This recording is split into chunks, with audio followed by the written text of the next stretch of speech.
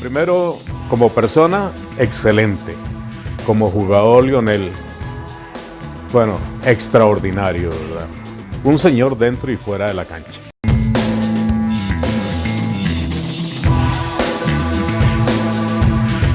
Lionel siempre se identificó muy bien por su gambeta, por el dribbling. Lionel era creativo. Lionel era un señor, repito, dentro y fuera de la cancha. Él era un hombre que sabía que la gradería lo estaba apoyando. Sabía que sus compañeros también. Y que sus compañeros sabían que él tenía unas cualidades que eran extraordinarias, no solo para dominar el balón, sino en la forma expresiva que él tenía para comunicarse con los jugadores. Cuando él jugaba aquí en la Plaza de la Soledad, ya todo el mundo se daba cuenta que era una persona que traía ya las condiciones para ser un excelente futbolista, para ser un verdadero crack en el fútbol. Porque él se concentraba tanto cuando estaba en el campo de juego, incluso en los entrenamientos, porque él también tenía su carácter, o lo tiene todavía, ¿verdad? Pero en el campo de juego, Lionel se daba a respetar. Dentro de mi concepto de fútbol, de los años que yo he vivido, he practicado, el mejor futbolista de todos los tiempos que yo vi, que yo jugué, tuve esa oportunidad, que tuve esa suerte, fue don Leonel Hernández Ballerín. Era el rey, el que mandaba, pero por la calidad y capacidad que tenía. Entonces tuvimos una relación desde el año 73 hasta hoy, que jugamos inclusive juntos, aunque usted no lo crea, en la Plaza de la Soledad con su equipo, La Soledad, el eterno amor de don Lionel. La afinidad y la personalidad de don Lionel era basta en el cartaginés, es toda una institución, dentro del campo, disciplinado, bravo, aunque usted no lo crea. Usted lo ve en la calle y dice, no, este señor, no, es igual que uno, o uno era igual que él. Adentro se convierte, exigía, venga, jale, ponga meta. Todo un profesional, todo un señor, hoy pensionado y todavía disfruta del fútbol y lo juega. Salados los que eran defensas derechos, porque ninguno quería jugar con Leo, porque los dejaba mareados y olvídese, ¿verdad? Los hacía hacer el ridículo, eso literalmente hablando. Marcaron una época, marcaron un hito, marcaron toda en Costa Rica futbolera, un fútbol preciosista, un fútbol de calidad con un agravante. Eran 11. Y cuando digo eran 11, pues el fútbol es de 11. El problema es que no tenían banca. Entonces eran 11 crack. Entonces jodía uno o dos y zancadillaban, renqueaban. Pero hablar de Pelea Azul es hablar de cualquier cantidad de personas de una increíble capacidad futbolística, pero eran solo los 11. Tiene una virtud, que es que él se entregaba a la causa. Y cuando yo te digo se entregaba a la causa, es que una persona como Lionel moría por esa camisa, sufría por esa camisa, se daba por esa camisa.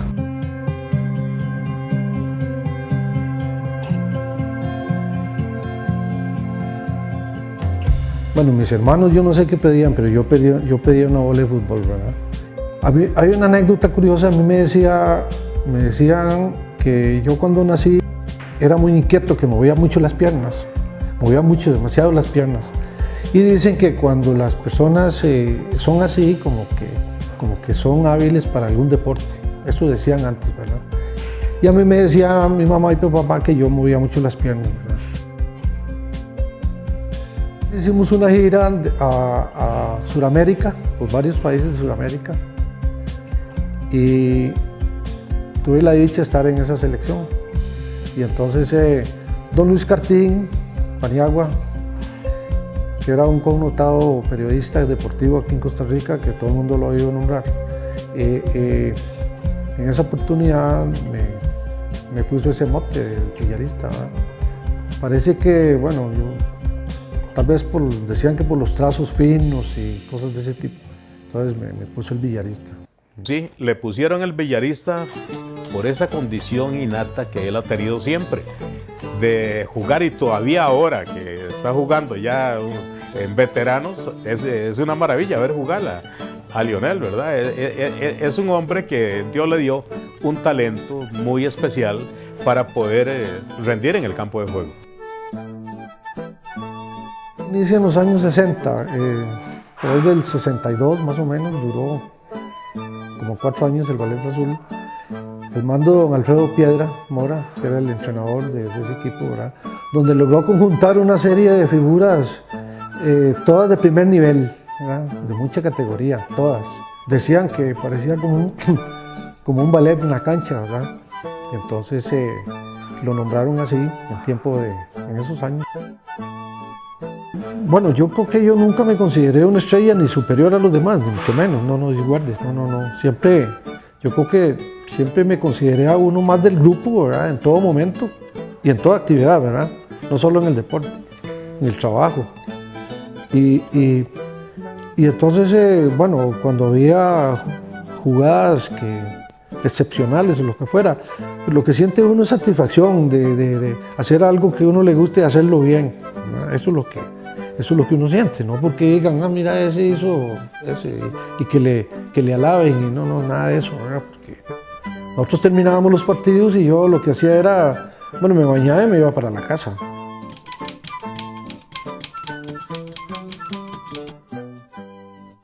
Tengo entendido que Lionel, una vez que vino a un equipo brasileño, no sé si estaré equivocado, pero creo que fue el Botafogo de Brasil que le ofreció llevárselo. Pero el apego que tenía Lionel al cartaginés, a su familia y a Costa Rica, era demasiado. Él usó una sola camisa y tuvo oportunidad, no una vez, sino 2 y 3 veces de jugar en Uruguay, en Brasil, en Europa, y él nunca lo hizo. Él respetó y limpió esa camisa. Yo tuve ofertas de equipos de El Salvador, de Colombia, de Venezuela y un equipo de Brasil, el Botafogo. Sí. Pero bueno, en ese tiempo ya uno trabajando, bien instalado en una institución, ¿verdad? Y entonces habría que dejar todo lo que tal vez tenía uno avanzado en ese sentido. Porque la educación se trae desde la cuna, pero se demuestra en el campo de juego con el respeto que hay que tener para el compañero. Cuando uno ve jugadores hoy en día del irrespeto que tienen en la cancha para su compañero, de lanzarle cosas y demás, esto es un absurdo, esto no es fútbol. No, y es la personalidad de esos señores de antes. Don Lionel Hernández Ballerín proveniente de una familia muy honrosa de aquí de Cartago, tanto sus padres como sus hermanos y sus hermanas. Entrega, responsabilidad, una capacidad de externarle a los demás sus ideas, profesionalismo, honradez y sobre todo, lo más importante, la humildad que aún conserva. Recuerdo unas palabras sabias de un amigo, un saludo porque está muy enfermo, Walter Elizondo, el querido Pina, Quesadita me decía, recuerde lo que le voy a decir, el fútbol son 15 minutos de 1 hora, y yo no lo entendía. Entonces, luego lo comprendí. Tu vida es 1 hora, vas a jugar 15 minutos, aprovecharlos, pero el resto de los 45 tienes que ser algo o alguien para poder sobrevivir. Hoy mismo se están viviendo casos extraordinarios donde ves a ídolos que fueron ídolos y ahora nadie los vuelve a ver. Están en la calle, están perdidos, están en el alcoholismo, están en las drogas, están en la indigencia, están en la pobreza. Y ser pobre no significa ser un pecado, no. ¿Pero por qué fue? Porque ahora hasta para el trabajo más mínimo, lo mínimo que te piden es el bachillerato.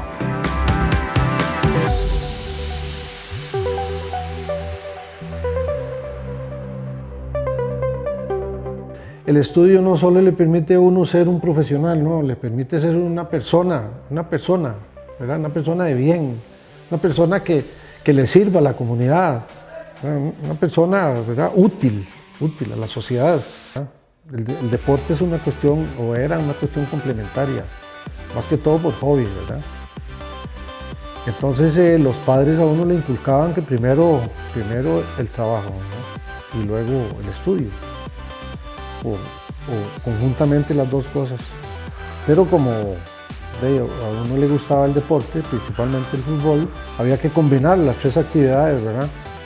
Entonces yo trabajaba en el día en el banco, a mediodía me venía a entrenar con el equipo, ¿verdad? Como las horas se topaban, entonces yo convenía con el jefe que me diera un tiempo en la mañana y otro rato en la tarde, con la intención de reponerle ese tiempo, ya fuera en la mañana o en la tarde, ¿verdad? Y así lo hacíamos. Y en la noche nos dedicábamos a estudiar. Sí, siempre desde pequeño me gustaban los números. Siempre me gustaron y todavía me siguen gustando. Y yo trabajé en el banco, dicho sea de paso, trabajé 42 años. Y los trabajé siempre en el departamento de auditoría. Había un entrenador de Cartaginés, don Guillermo Chacón, que le dicen Chola, que era el que andaba recogiendo, por decirlo así, todos los chiquillos principalmente de estos barrios, para hacerlos llegar al Cartaginés, para que formaran parte de las ligas menores.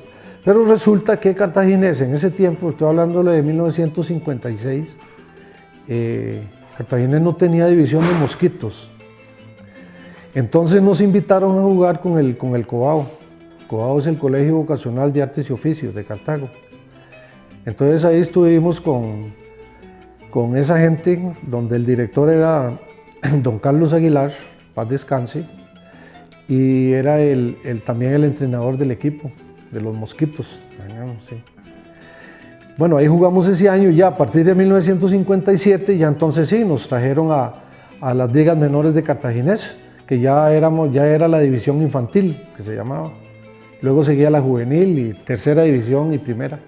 Entonces, a partir de 1957, yo fui jugador del Cartaginés hasta el retiro, ¿verdad? Amistosamente, por decirlo así, fue aquí en este estadio contra Heredia, que por cierto yo estaba ahí en la plaza de Iglesias viendo un partido, una mejenga, ¿verdad? Y me fueron a llamar para que viniera a jugar con el equipo aquí, contra Herediano. Yo vine y jugué, ¿verdad? Así formalmente, ¿verdad? Yo tenía en ese entonces 18 años. Y el primer partido ya oficial, por competencia, creo que fue contra el Barrio México en el Estadio Nacional. Sí.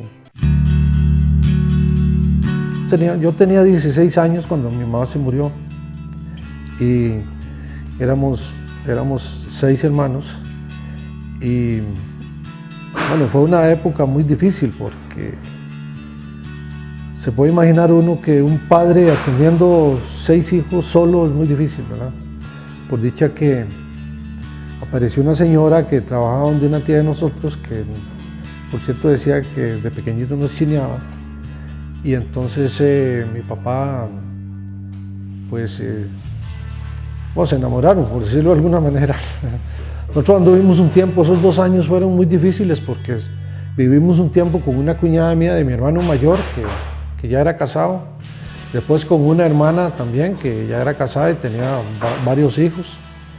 Y anduvimos ahí un poco desorientados, ¿verdad? Hasta que mi papá tomó esa sabia decisión, ¿verdad? Con una señora que nos trataba a nosotros como si fuera la mamá, ¿verdad? Una vez le pregunté a mi papá, digo, papá, mire, pero ¿cómo salimos nosotros futbolistas? ¿O cómo salí yo futbolista? Y a mí me gustaba mucho el fútbol, dice, pero mi papá era muy bromista. Dice, imagínense que una vez fuimos a jugar a Dulcenombre de Cartago y nos metieron 40-0, así nos decían. Y desde ahí me retiré, dice, el fútbol, que era muy bromista él. No, pero sí, mi papá le gustaba mucho el fútbol. Sí. Pero mis hermanos no salieron no dedicados al deporte, sino a otras actividades, sí.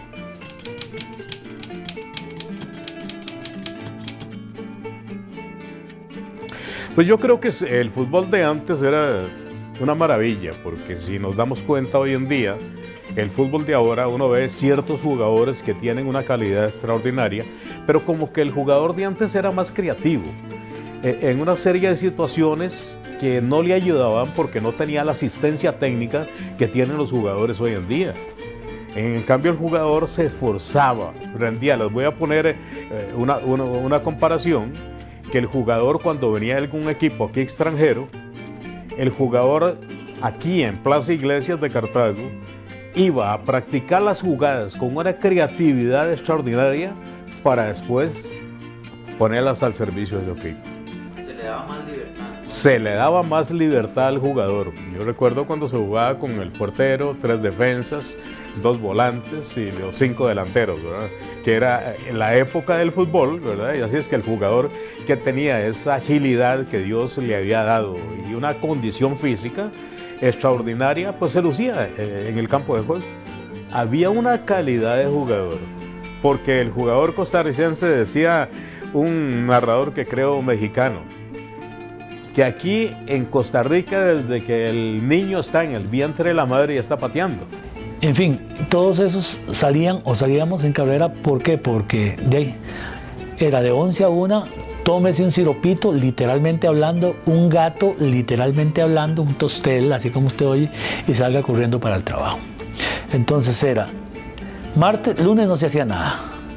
Martes la clásica bienvenida, la mejenguita, el monito, un poco de preparación, vámonos. Miércoles la preparación fuerte. El jueves un poquito más fuerte. El viernes el colectivo, la reserva contra la que iba a jugar el domingo, y para de contar hasta el domingo. Era empírico, era difícil, no se vivía de eso. Fue jocoso porque, aparte que también fue mi compañero en las elecciones, Javier El Zurdo Jiménez. Había dentro de las dos aficiones, liguistas y cartagineses, una comparación de siempre querían comparar a Leo con el zurdo, o el zurdo con Leo, que este tiene mejor dribbling, que esta la jala mejor, que este la tira mejor, que esta la mete donde la pone con la mano, etc. Ese era el pique futbolístico de esas dos generaciones, de dos barras, la Liga y la Saprissa y de Cartago, donde se hacían esas comparaciones.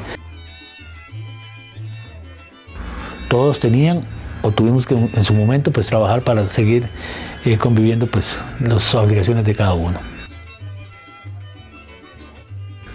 El fútbol no se puede comparar por épocas. El fútbol era muy distinto 60s, 70s, 80s, 90s. Nosotros nunca tuvimos una preparación física básica mínima. No conocíamos de lo que la tecnología que existe ahora. Todo era empírico. Sus pesas eran una lata de pintura con cemento, así literalmente.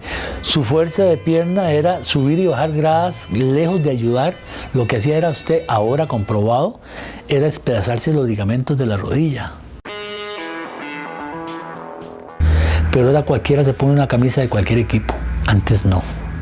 Usted para llegar al Cartaginés, al Saprissa o a la Alajuela, tenía que pellejearla. Tenía que pellejearla porque no era fácil. ¿Y qué sucede ahora? No, cualquiera juega. Y ahora quieren jugar un año medio bien y ya no piensan en la camisa. No. Me da un año bien y búsqueme un, ¿cómo se llama? Representante, llaman ahora, ¿verdad? Para que me lleve afuera. No hay identidad, se ha perdido mucho eso. Globalización, cierto. ¿Qué es un negocio? Cierto. Por ahí anda la cosa. Mercantilismo, totalmente. Los partidos contra los equipos que llaman grandes, digamos, Saprissa, Heredia, Alajuela, eran los partidos más interesantes, más bonitos, ¿verdad? Era donde se congregaba la mayor parte de la gente y todavía sigue siendo así, ¿verdad? Entonces esos partidos cuesta mucho sacar un partido porque habría que remontarse mucho tiempo atrás, pero por lo general los partidos contra los equipos llamados grandes eran lo más bonito, los más interesantes, ¿verdad?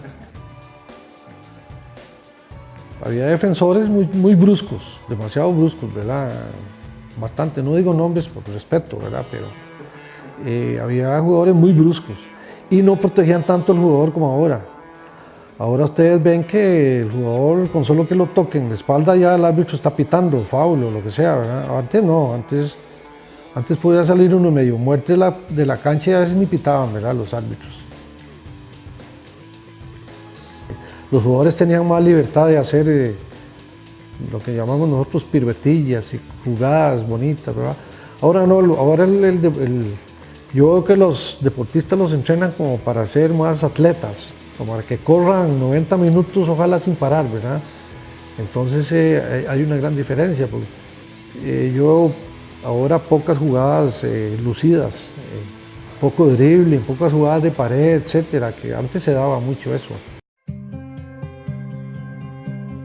A mí siempre me complace mucho y le agradezco mucho a la afición y a los que no son aficionados al club, porque en todo lado hay mucho respeto. Yo veo que la gente lo aprecia a uno, por lo menos yo siento mucho aprecio para mí de la gente. Y todavía 50 años después del Ballet Azul le siguen a uno conversando y hablando de lo mismo. Inclusive hasta niños que vienen con los padres y le comentan y le llama a uno la atención eso, ¿verdad? ¿Por qué será cómo caló tanto un equipo como el Ballet Azul en la gente, ¿verdad? En que todavía lo siguen recordando y siguen hablando de eso, ¿verdad? Y lo siguen poniendo como ejemplo. Yo siempre he creído que por lo menos en Costa Rica debe haber más infraestructura de la que hay en los estadios, ¿verdad? Por ejemplo, uno alza la vista los estadios, yo creo que necesitan mucha mejora, mucha ampliación. Hay equipos que entran a la primera división y no tienen ni cancha para entrenar, no tienen ni mucho menos estadio para jugar, ¿verdad? Hay mucho equipo que tiene que andar pidiendo canchas prestadas, ¿verdad?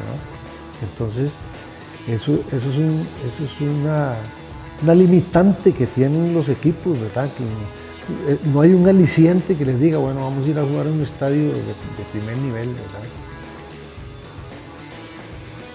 Y ahora tienen mucha condición que no había antes. Mire, si yo le digo que antes a nosotros veníamos a entrenar 2 veces a la semana aquí a este estadio, que yo vine 17 años aquí, a jugar aquí, a nosotros nos daban un par de zapatos. Decía, bueno, este par de zapatos le tiene que durar toda la temporada. Si se le descomponen o algo, usted compra otro par. Y si usted quiere tener más pares, cómprelos usted los que quiera, ¿verdad? Y no teníamos uniforme para entrenar, entrenábamos con cualquier camisetilla, sí, nos poníamos una camisetilla y pantaloncillo y a entrenar, ¿verdad? Y no había alimentación, uno tenía que ir a la casa a ver qué se comía para ir a trabajar, ¿verdad?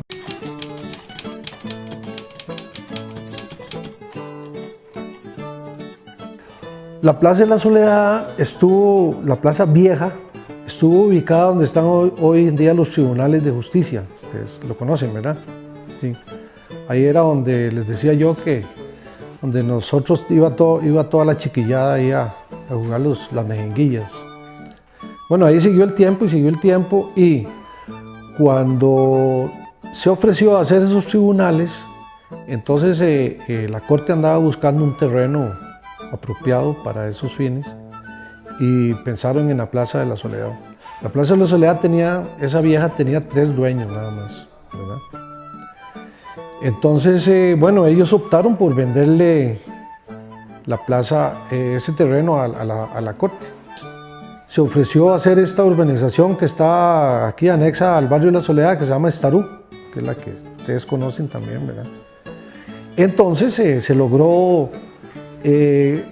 obtener que de esa urbanización se destinara un terreno para reponer la Plaza de la Soledad. De la venta Una ley decía que de la venta del producto de esos terrenos debería destinarse una parte X para para comprar un terreno y reponer esa plaza. ¿Sí? Entonces, como esos terrenos eran de limbo, el 50% de ese terreno, que son 5.000 metros, porque el terreno son 10.000 metros, es una hectárea. Entonces, el terreno lo vendía, como nosotros no podíamos comprar nada del gobierno, el terreno se lo vendía a la municipalidad, el limbo. Y el otro 50% era una donación también del limbo a la municipalidad. Qué interesante, ¿eh? Pero entonces nosotros, por una cuestión, ya que estábamos organizándonos, nosotros no podíamos hacer todos los trabajos de preparación de terrenos y todo eso, hasta ver la plaza como está. Todo era a través de la municipalidad. Entonces nosotros hacíamos la contratación de todos los trabajos de obra y le pasábamos las facturas a la municipalidad para que ellos pagaran con el producto de la venta esa que les decía yo, ¿verdad? Así fue como se hizo la Plaza de la Soledad. Familias, amigos, se hacen actividades sociales, culturales. Hay mucho colegio y centros, por ejemplo el Centro Diurno y otras organizaciones que ocupan la cancha para actividades de tipo cultural, social. Entonces muy bonito, esa es la idea, que la ciudad de Cartago tenga un lugar donde pueda proyectarse, pueda tener esparcimiento, ¿verdad? Y lógicamente la sana práctica del deporte. Esa es la idea de la plaza, ¿verdad?